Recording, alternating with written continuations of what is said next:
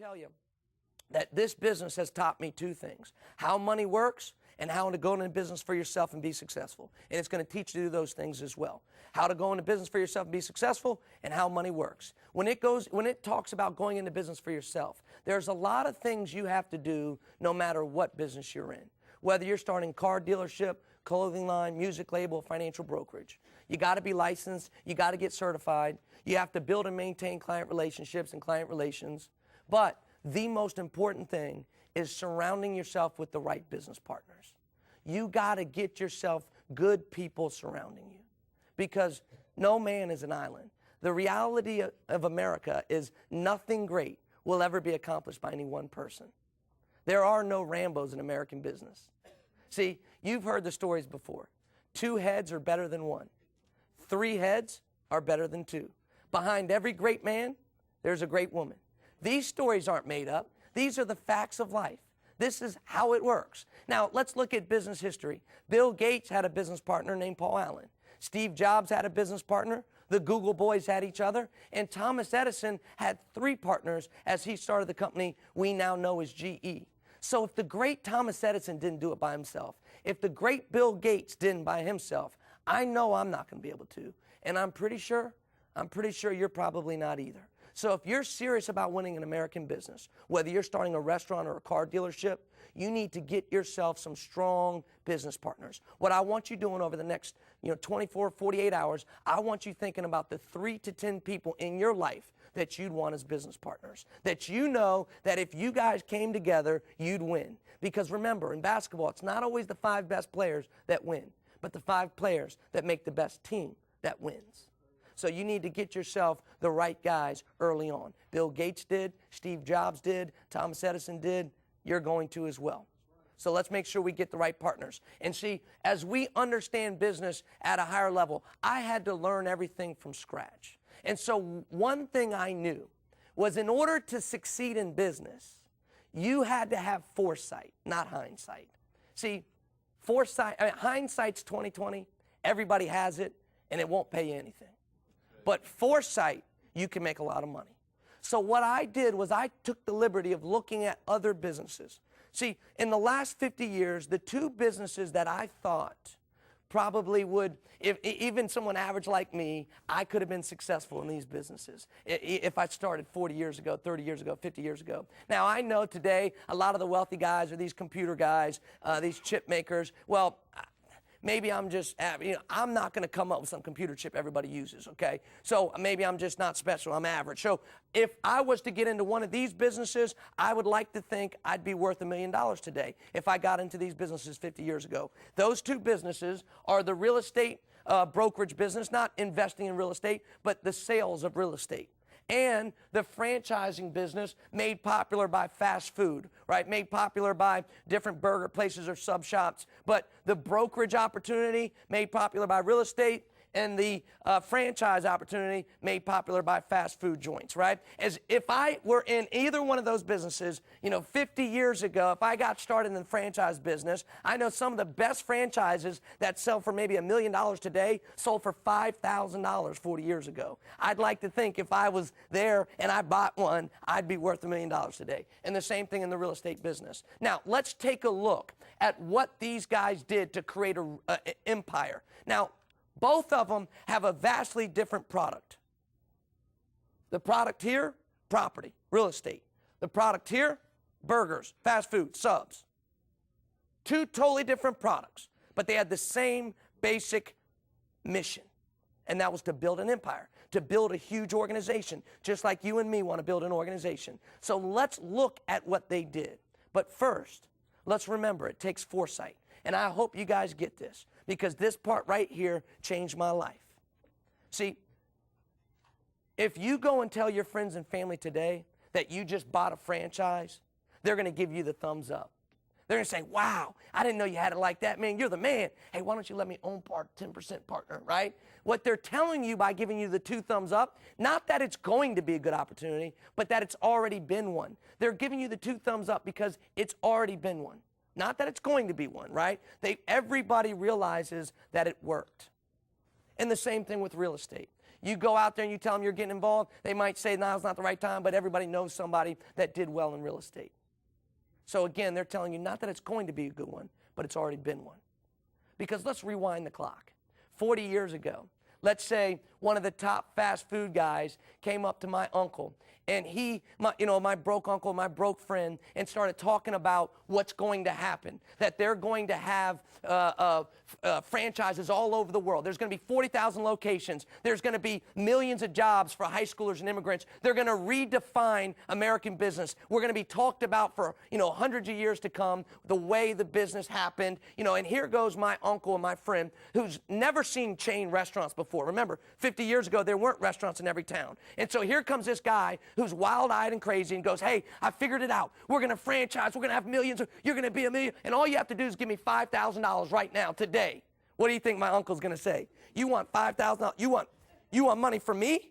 I've never had to pay for a job before. What are you talking about, right? And in the beginning, when the franchises were selling for $5,000, anybody could have got it. But see, it takes vision to have gotten it. And this is the biggest mistake people make. If you want extraordinary in return, you have to give extraordinary. The laws of physics don't cease to exist in American business, right? You reap what you sow. Every action is an equal and opposite reaction, cause and effect. If you want extraordinary in return, you have to give extraordinary in exchange. In the beginning, you had to give extraordinary vision and extraordinary work ethic. If you missed it, today, you have to give extraordinary money, and you get extraordinary in return. Either way, if you want extraordinary, you have to give it. And most people, they didn't have the extraordinary vision. See, they let people say the franchise wasn't real. The franchise is going to come and go. It's not real. They're just after your money. You can't really own a business for $5,000. Missed out. You ever seen anybody that missed on one of those opportunities? I was talking to one the other day. He had a chance right there. He goes, well, you win some, you lose some. You win some, you lose some, man. That was the opportunity of a life. And you just sat it out. You didn't even give it a shot. You didn't even give it a chance. See, there's no shame in trying and failing. The shame is in never trying, to always sitting on the sidelines, never getting out of the stands, getting in the game and playing. That's the shame. But let's take a look at how these businesses operated. As we know now, most people passed on it when they had the chance. Here's what I want to iterate. If you wait until everybody agrees it's a good opportunity, it will be too late. Now, as we look at these businesses, what they do, Mr. Real Estate wanted to create the biggest real estate empire in all the world. So he wanted to sell more houses than anybody on planet Earth. That was his mission. Did he go out and sell the houses? Did he sit in the open houses and all weekend and try to sell the houses? No. He recruited brokers. And the brokers were able to run their own location. Did the brokers sell the houses? No. The pyramid went further. See, brokers hired the agents, and it was the agents that sold the houses, and that's how it works. Big business owner recruited small business owner recruited salesman. Now some people say, oh, Brett, that's just in the real estate business. All right, let's take a look at the franchise. Mr. Fast Food went out to sell more burgers than anybody on planet Earth. He wanted to create a burger empire and sell more burgers than anybody. Did he sit there and sell the burger, flip the burger, and franchise the burger? No. What'd he do? He went out and recruited people we refer to as operators or franchisees. Did the franchisee flip the burger and serve the burger? No. Again, pyramid went further. The franchisee hired somebody, paid them $10 an hour to flip it, $10 an hour to serve it, $10 an hour to manage, $30,000 a year to manage it. So again, big business owner recruited small business owner recruited employee. That's how it worked. And in both these cases, it's unarguable, that's how it went down. Now, I know if a franchise owner owns 200 stores, he's going to have a general manager in there somewhere. I understand that. But this is exactly how it worked. Not kind of how it worked. It's exactly how it worked. Now, I want to talk a little bit about perception. Because, see, we see things not as they are. We see them how we've been taught to see them. I remember hearing a statement said, if I was born in China, I'd speak Chinese. Now, at first, I didn't know what that meant. But then I realized that even me, a little old Caucasian guy, If I was born in China, I'd be speaking a different language with a different culture. Well, I wasn't born in China. I was born in the middle class, USA middle class. And so I hope you get this. Because see, my friends, all of my friends, because where I was born and who I was born to, all my friends were either employees or salesmen. Every one of them. Not almost every one of them, every one of them. So because you know who we are, who we hang with has a lot to do with who we are. So I hung out with Edward the employee. Now, some of my friends worked at, fast food places, some at major corporations, some at the restaurants, some at the grocery store, some at the top software company. But it doesn't matter. An employee is an employee. And a salesman, I had friends that sold cars, sold jewelry, sold phones, cell phone services, accessories. They sold houses. They sold mortgages. I had friends that sold all sorts of stuff, right? So my friends were here and here. And I want you to know that, see, here I am. I want to be somebody. I'm 23 years old. I was born in the middle class. All my friends were here. So when I came back from Primerica, I said, hey, guys, now where do they hang out? They hang out, right? They go out on Thursday night. They hang out at the happy hours on Friday, right? So I go, guys, listen, I'm going to have my own business. I'm going to own my own business. And what do they say? They say, Brett, slow down, buddy. Why don't you get a job first, huh? Slow down, Turbo. Why don't you get a job first? Because, see, what does the middle class tell us? See, and I would have said the exact same thing when I was 20 years old. And as I interview people one-on-one and I'm talking to them, they tell me this all the time. See, when I talk, and I would have said it as 20 years old too. If somebody asked me, do you want to own a business? I would have said yes. And they say, what's the plan to getting there? I would have said, well, first I'm going to get a bachelor's degree. Then I'm going to go out and work for somebody, a big corporation, for a couple of years so that I can get some experience. Then I'm going to go back and get my MBA, a master's in business. Then I'm going to go work for somebody else for a couple more years to get some experience, right? And then I'll start a business. Now, that's like the slogan of every middle class aspiring entrepreneur. That's the way we're going to do it. Well, I wish just name one person that did it like that. That's not how it happens, but that's how we thought it happened. That's what we were going to do. Now, try this on. The best way to get experience working for yourself is working for yourself. The best way to get experience running a business is running a business. The people that I've read about, the biographies and autobiographies of the business owners I've read about, what they did was this. They started a business and failed. And then they started a business and failed. And then they started a business and it succeeded. So what I was taught and the road I was going down, that's not how it works. There's a lot of stories of people that even dropped out of school to start a business so that they got in the game right away. So again, that's advice that would have been wrong had I followed it. Now I say, no, guys, you don't get it. I'm going to be able to own my own business. I'm going to be able to have my own brokerage. I can recruit some people. I can have passive income. I'm like, well, I don't. But listen, guys, this thing is big. I can have my own, I can recruit you, and you can recruit some people, and you can have your own brokerage, and you can have passive income. And all of a sudden they go, recruiting, that's crazy. Recruiting, it must be one of those things. Must be one of those things. All right. When they say that recruiting's crazy, they don't mean recruiting's crazy. What they mean is they've never done any recruiting. See, now I want you to get this. They've been recruited. They've just never done the recruiting. They've never been on the other side of the desk. See, we all know how to get recruited. We put our one and only suit on, right? And, I had to borrow mine from my dad and everything, right? We put our only suit on. We get a big piece of paper that's like this thick. It's $10, not for a ream, but for a sheet. And we put our resume on it. And we start speaking in a language we've never spoke before, right? We say, I'd like to utilize my growing diversified skills in a company that challenges me to my every... And we get into the interview and we sit in a way we've never sat, and they go, so tell me, what are your weaknesses? And I go, well, it's just, to be quite honest, my weakness is I'm a perfectionist. I just do everything just perfect. See, we know how to get recruited. We've been recruited.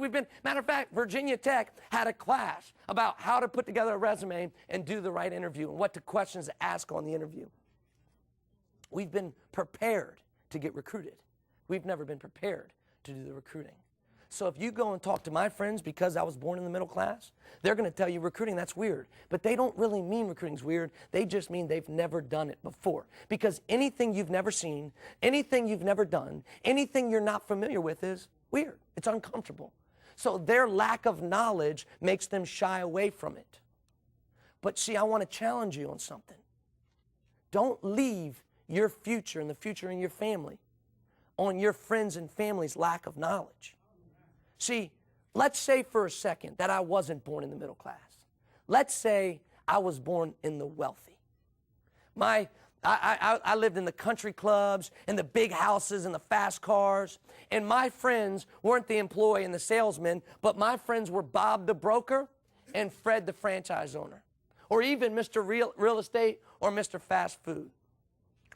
I go up to Bob and I say, Bob, now remember, he's 35, 40 years old. He's got the biggest houses, the fastest cars. He's always playing golf. He's always home. He always has a bunch of time, right? And I say, Bob, I want to be just like you. I want to be you got all the time. You got all the houses, all the, cool cars. You got everything. I want to be just like you. Let me take you to lunch. And he goes, well, since you're such and such a son, sure, we'll go do lunch. And so I go, hey, Bob, I take him out to lunch and I say, Bob, I want you to give me some advice. Now remember, he's the top broker in the real estate business. He sells 200 houses every month. He's making a bunch of money. I say, Bob, will you teach me the business? I just opened up my own real estate brokerage in Fort Lauderdale.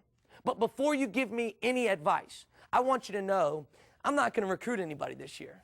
And if I accidentally recruit somebody, I'm not going to license any of them, right? What do you think Bob's going to say? Now think about it. What do you think Bob's going to say? Bob's going to say, what are you talking about? What are you, crazy? How do you think I sell 200 houses and I'm on the golf course? You think I do that by myself? What are you, crazy? Listen, how do you think I have the time? Hey, a broker without an agent is an agent.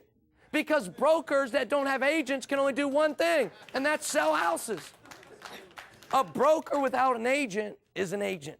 What are you talking about, is what he'd say. What are you, crazy? You're going to have a brokerage and not recruit agents. What are you, crazy? Well, okay, that didn't go over well. So I go to Fred. Now remember, Fred's the Mac Daddy. He's got 25 different franchises, big house, fast car, right? Always spending time with his kids and his wife. And I want to be just like him. I take Fred out to lunch. I say, Fred, I just opened up my own sub-store in Fort Lauderdale, okay? I just got my first franchise. And I want to be just like you. But before you give me any advice, I just want you to know I'm not going to recruit anybody this year. What do you think Fred's going to say? You know what he's going to do? He's going to look around for cameras because he's going to swear that he's on camera because nobody could be that stupid. No, what are you going to do, Brett? What are you going to do? Make the sandwich, flip the sandwich, bag the sandwich, cashier the sandwich, go clean it up and do it again 24 hours a day, 365 days a year? What are you, crazy? That's what he'd say. What are you, crazy? You can't do? You can't run a store by yourself. So wait a minute, let me get this straight. I came to a harsh conclusion pretty early that no matter what you do in life, someone's going to talk trash, right? Every time you get to a fork in the road, and you take a right, everybody on the left talks trash because you took a right. If you take a left, everybody on the right talks trash because you took a left. And if you stay in the middle, both sides call you lazy and indecisive. Now, let me tell you,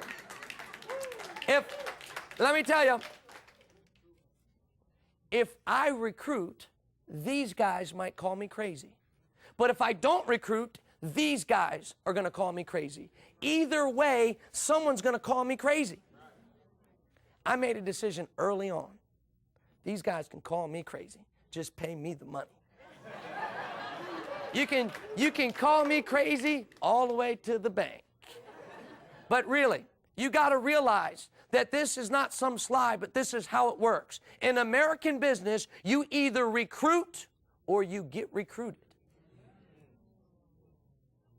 Now, see, a mistake that people make is they generalize too much. And they say, oh, Primerica, is that thing where you have to recruit?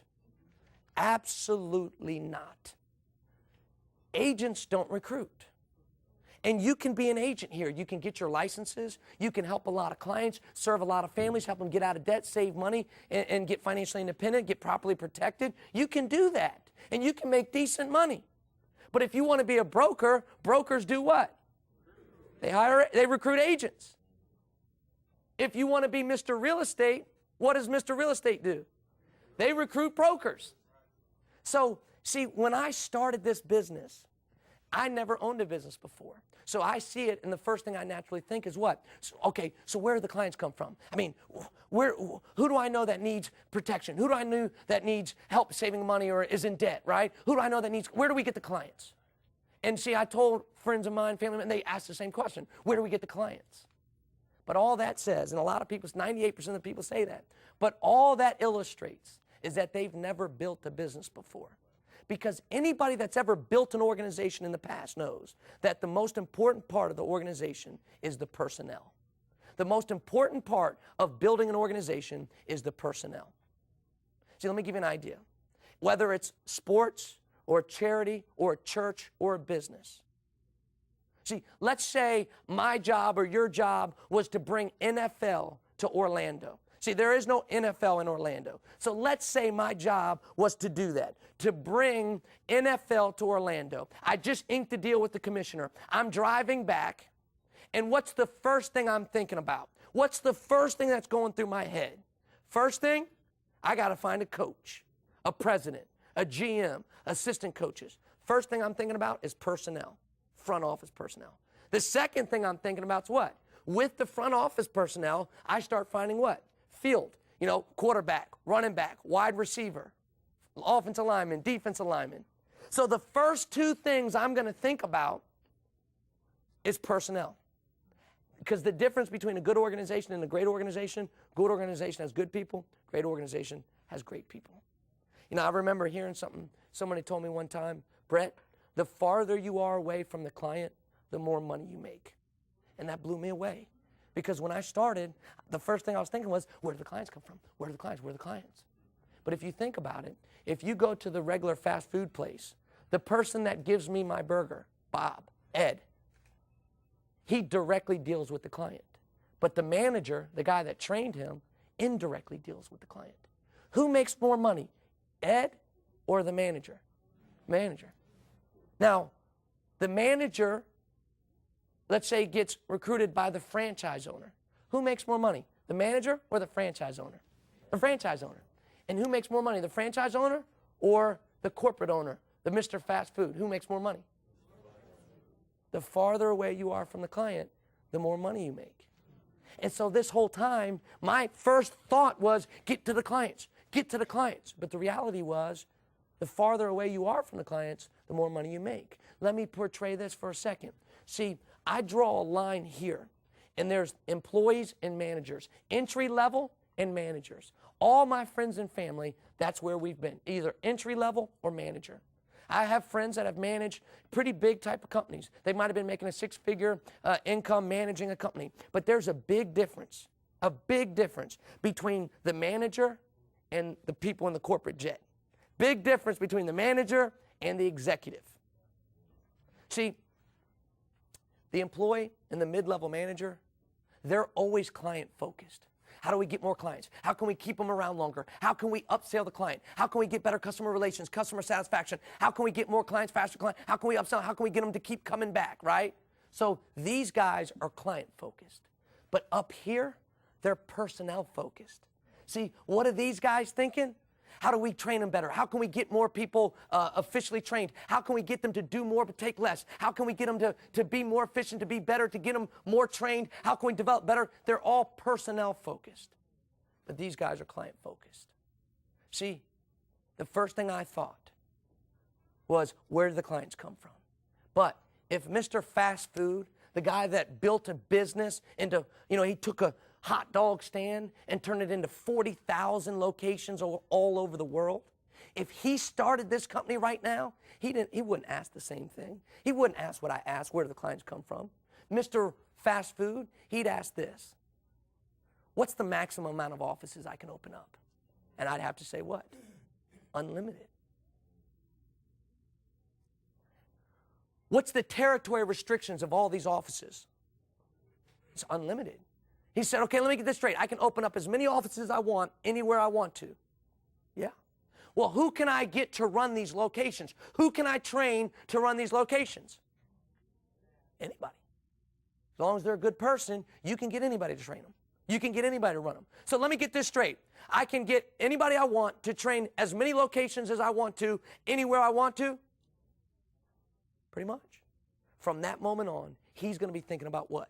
He's going to be thinking about who's going to run the next location. Where do I find the guy that runs the location in Chicago, L.A., Detroit, D.C., New York, Philly? Where do I find the next guy that runs the next location? Where do I find the guy that runs the next location and train them better, train them more efficiently so they can run the next location? See, it's just a bigger vision than I had, a vision that encompasses an organization, not just one relationship with a client. That's a big vision. See, you walk into one of those networking lunches and you get 3 people, the agent, the broker, and Mr. Real Estate. They come into the same party, but they look at it totally different. The agent walks in and says, who here needs to buy or sell a house? I'm your guy. I get houses sold in 3 days or less or guaranteed money back, right? The broker comes in and goes, hey, who here is thinking about getting a part-time or spare tire career? Who here would like to make extra money on their spare time, right? Mr. Remax comes in and says, who would like to run a business? Who would like to own and operate their own business and the freedoms that come with the passive income? See, 3 people, same organization, different vision, and different results. See, I can always tell where someone's going to end up by the conversations that they have. See, if you're talking about selling all the time, you'll be an agent. If you're talking about recruiting part-timers all the time, you're going to be a broker. If you're talking about recruiting business owners, you'll be Mr. Real Estate. See, you make a decision where you want to be, and then you act in accordance to it. Now, as I speed through this, this is how it works, a recap of what it looks like. See, Primerica markets their products just like any other financial company through offices. You go to any other like office, you're going to see something like that. Offices are ran and owned and operated by regional vice presidents. Regional vice presidents are supported by agents, but you can see that's crossed out because it's really what? Licensed agents that we care about. Licensed agents. So licensed agents market the products through the financial needs analysis. Through that gives us huge competitive advantages. See, through the financial needs analysis, we're able to deal in all 7 major areas as opposed to 1. Most companies out there, they just deal in 1 area. We're able to deal in 7. What does that allow us to do? 1, we don't leave any money on the table because we deal with the insurance business, the investment business, and the debt business. We're making more money per client because we capture it all. But also, we provide a total solution. Instead of a client sitting down with one person that just does insurance, trying to get all the business towards insurance, all the money towards insurance, or all the money towards investment, you're sitting down with somebody that does a total solution. So we're going to provide better service and a better deal. Now, I show you that. Those are our competitive advantages, but I show you that because I want you to understand the difference between how the licensed agent thinks and how the owners think. Because every other financial company out there, they would want me to be an agent for them, but that's it. No other financial company talks to me about owning. No other company talks to me about operating my own office. And that's why I'm here. See, ABC Financial, they wanted me to sell for them. Here, I had the chance to be ABC Financial. I had the chance to be my own company within the company. And I want to explain the difference. The licensed agent wakes up every morning thinking about one thing and one thing only. That's what? Where's the next sale? Where's the next client? Where's the next deal? Where's the next thing, right? And so let me give you an idea. If I, in the real estate example, I sold a house last Tuesday. Do you really think Mr. Real Estate is thinking about that one family I helped last Tuesday? Probably not. They're thinking about what? Where's the next office going to happen? Where's the next office going to open up, right? If the burger joint, if I came in and I bought a burger, do you really think Mr. Fast Food is thinking about the one burger I had last Tuesday? Probably not. They're thinking about what? How can they open up the next location, the next store, the next place, right? And so it's the same thing. Now, Primerica is looking for more what? Offices. But offices are supported by what? Licensed agents. So Primerica wants more what? Licensed agents. What does a regional vice president want more of? Licensed agents. What does a future regional vice president like you, what should you want more of? Licensed agents. Because the man or woman with the most licensed agents makes the most money. That's so important, I'll say it twice. The man or woman with the most licensed agents makes the most money. And it's not just in our business. If you had a law firm and you had 30 licensed lawyers, I had a law firm with 3 licensed lawyers, who's going to make more money? If you had a music label with 100 artists on your label, I had a music label with 10 artists on mine, who makes more money? 100. Now, do we get paid to hire artists? No. We get paid to sell records. But who's going to sell more records? You and your 100 artists or me and my 10? Probably you and your 100.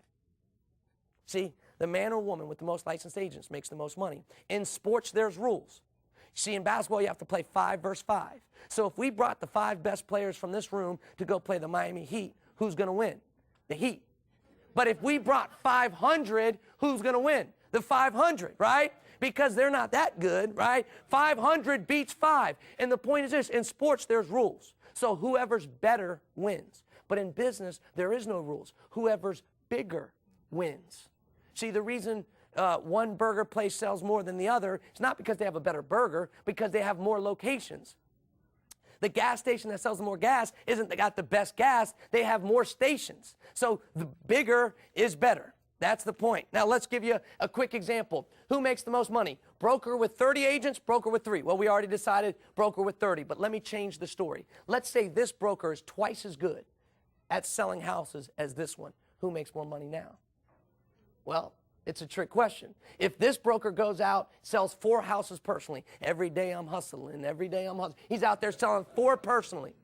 He trains his guys to be half as good as him. So 2, 4, 6 plus 4, 10 houses get sold out of his brokerage. Now this guy, he only sells 2 personally because he's twice as good, trains his guys to be half as good as him. So that's 30 plus 2 or 32 houses get sold out of his brokerage. So think about this.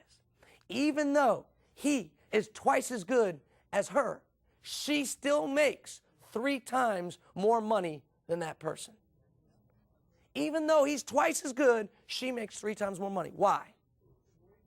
Because see, even in the business of selling houses, the number one skill is not to learn how to sell a house, but to learn how to hire and train others, learn how to recruit and train others, learn how to recruit and train others how to sell houses. See, in American business, you're not going to get paid the most money for being the best. You're going to get paid the most money for getting somebody to be the best. Who makes the most money today? Bill Gates. Well, what does he do the best of right now? Nothing. But he's got the best people working for him, right? See, look at sports. Michael Jordan, best basketball player ever. He brought 6 championships to the Chicago Bulls. But who made more money? Michael Jordan or the guy that owned the Bulls? I don't listen to music much anymore. I'm that nerdy, corny guy that turned his car into a classroom, right? So you go into my car, it's always about, it's either Bill Whittle or John Addison or somebody good listening about business. But 6 years ago, my buddies always said, Jay-Z's the best, Jay-Z's the best, Jay-Z's the best. But let me ask you, did Jay-Z make the most money when he was the best rapper or when he started his own label and started hiring some of the best rappers? When he started his own label. See, the person, you look at Puffy. I'm from Washington, D.C., and everybody hates on Puffy. They say Puffy can't sing, Puffy can't dance, Puffy can't rap. But guess what? Puffy makes a lot of money. Why?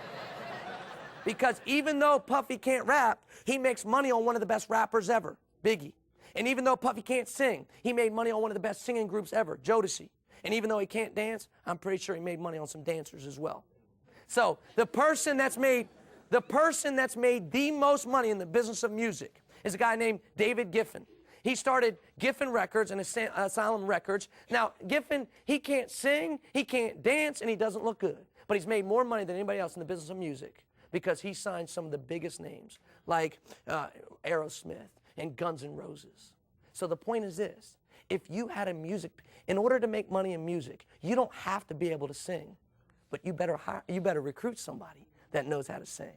And in the business of basketball, you don't have to be great at basketball, but you better recruit somebody that's good at basketball, right? You know Mark Cuban, he can't play ball, but he makes money in the business of basketball because he recruits some good ball players.